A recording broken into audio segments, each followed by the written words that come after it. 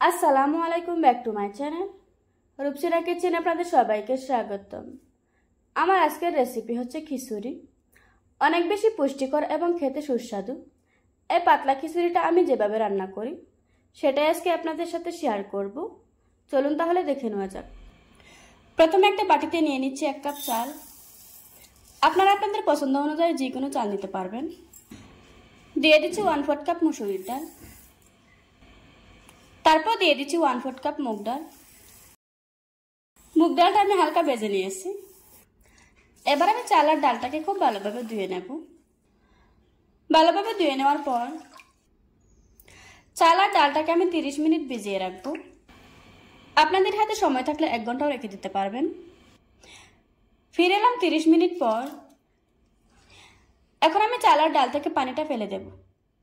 খিচুড়িটা রান্না করার জন্য আমি এখানে 1/2 কাপ সবজি নিয়েছি, আলু, গাজর আর হচ্ছে বরবটি।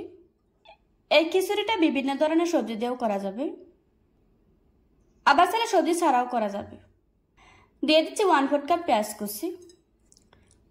4-5টা দিয়ে দিচ্ছি ফালি করে রাখা কাঁচামরিচ। দিয়ে দিচ্ছি 1 চা চামচ আদা রসুন বাটা।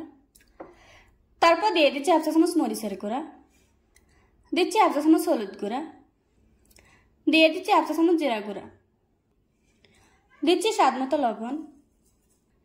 দিয়ে দিচ্ছি 3টা এলাচ। দিচ্ছি একটা তেজপাতা আর হচ্ছে 1 টুকরো দারচিনি। দিচ্ছি 1 চা চামচ ঘি। আজকে আমি কোনো রকম ভাজা ছাড়াই সবকিছু একসাথে দিয়ে রান্নাটা শুরু করব। এবার আমি সবকিছু কড়াইয়ে ঢেলে দিচ্ছি। এখন আমি কড়াইটা চুলাতে বসিয়ে দেব।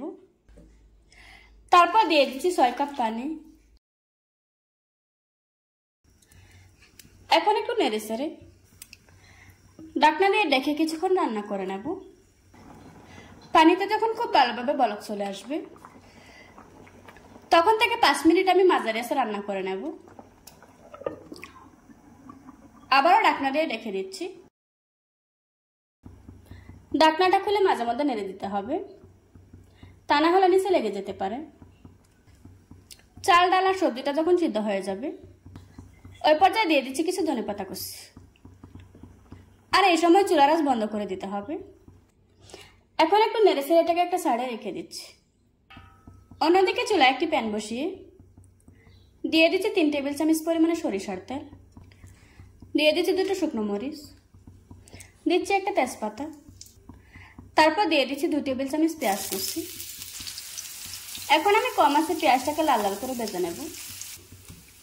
পেঁয়াজটা আমি লাল লাল করে ভেজে নিয়েছি।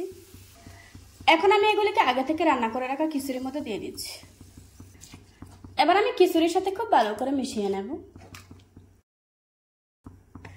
আমার খিচুড়িটা রান্না করা হয়ে গিয়েছে। এবার আমি চুলা থেকে নামিয়ে নেব। দেখুন বন্ধুরা, আমার খিচুড়িটা রান্না করা হয়ে গিয়েছে। আশা করছি আজকের এই সহজ রেসিপিটা আপনাদের কাছে ভালো লাগবে। ভালো লাগলে আমার চ্যানেলটা সাবস্ক্রাইব করে পাশে থাকা বেল বাটনটি অন করে রাখবেন। আবারও কথা হচ্ছে নতুন কোনো ভিডিওতে।